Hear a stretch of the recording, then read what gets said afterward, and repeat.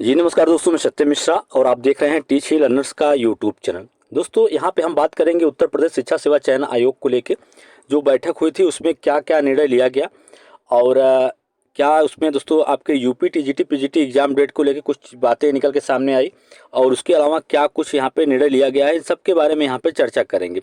बता दें आप सभी को कि यहाँ पे एक बैठक हुई और यहाँ पे एक बड़ा फैसला लिया गया है कि जो भी भर्तियां अटकी हुई हैं सभी भर्तियां जो है चुनाव के बाद यहाँ पे आपको देखने के लिए मिलेंगी।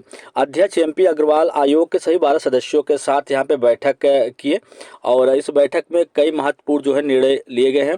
और यहाँ बता दें आप सभी को कि प्रमुख सचिव ने 12 सदस्यों के कार्यभार ग्रहण करने के बाद लखनऊ में औपचारिक बैठक की और लेकिन कार्यवाहक अध्यक्ष बनने के बाद बुधवार को उन्होंने आयोग में पहली बार बैठक की है। ठीक है, इससे आयोग को सुचारू रूप से चलाने तथा जल्द से भर्ती प्रक्रिया शुरू करने पर विस्तृत में यहाँ मंथन हुआ और आयोग का पूरा जोर रहा कि लोकसभा चुनाव के बाद भर्तियों का जो सिलसिला है वो शुरू कर दिया जाए। यहाँ पे जो आयोग बना है उसका पूरा जोर है दोस्तों कि जो भी भर्तियाँ पेंडिंग में है या जो भर्तियाँ रुकी हुई हैं उस पर कार्य जो है पूरी तरीके से शुरू कर दिया जाए।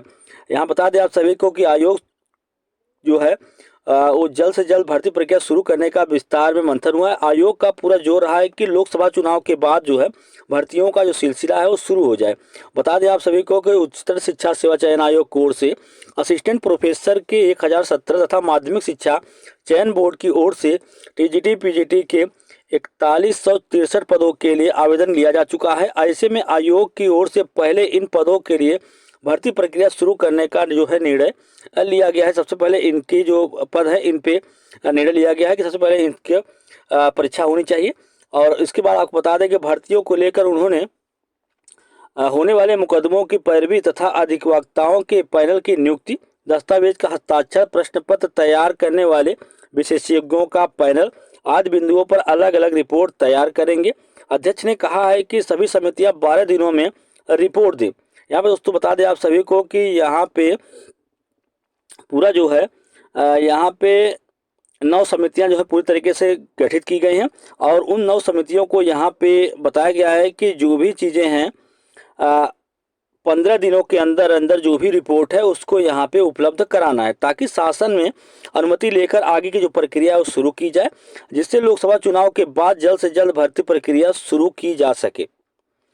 बता दें आप सभी को ये भी कहा गया है कि आयोग की जल्द ही अपने वेबसाइट होगी और अध्यक्ष ने कार्यवाहक सचिव विशेष सचिव उच्च शिक्षा गिरिजेश त्यागी को इसके लिए जरूरी प्रक्रिया पूरी करने के लिए निर्देश दिए हैं। आयोग विशेष सचिव उच्च शिक्षा गिरिजेश त्यागी की कार्यवाहक सचिव के पद पर नियुक्ति की गई है, लेकिन अस्थायी नियुक्ति होनी है। इसके अलावा वित्त नियंत्रक, परीक्षा नियंत्रक, उप सचिव समेत कई पदों पर अभी भर्ती नहीं हुई है।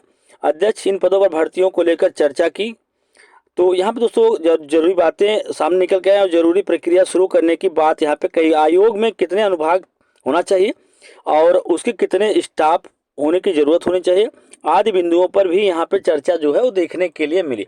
तो हमको तो दोस्तों मतलब है अपने शिक्षक भर्ती से कि जो भी शिक्षक भर्तियाँ पेंडिंग में पड़ी हुई हैं, चाहे आपका टीजीटी पीजीटी हो चाहे असिस्टेंट प्रोफेसर की, ये परीक्षाएं कब देखने के लिए यहाँ पे मिलेंगी।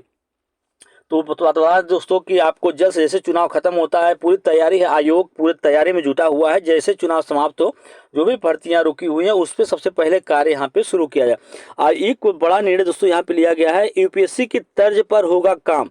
यहाँ पे बता दें आप सभी को कि कार्यवाहक अध्यक्ष प्रमुख सचिव उच्च शिक्षा ने कार्यों के लिए गठित की है 9 समितियां और यूपीएससी की तर्ज पे यहाँ पे पूरा कार्य जो है वो किया जाएगा। शिक्षा सेवा चयन आयोग उत्तर प्रदेश लोक सेवा आयोग के तर्ज पर काम करेगा और इस पर रिपोर्ट तैयार करने के लिए कमेटी बनाई गई है और कमेटी को 15 दिनों में पूरी जो है रिपोर्ट यहाँ पे देनी है। शिक्षा सेवा चयन आयोग के कार्यवाहक अध्यक्ष की बैठक में भर्ती प्रक्रिया, नियम शर्तें, भर्ती के मापदंड आदि बिंदुओं पर विस्तार से यहाँ पर चर्चा की गई।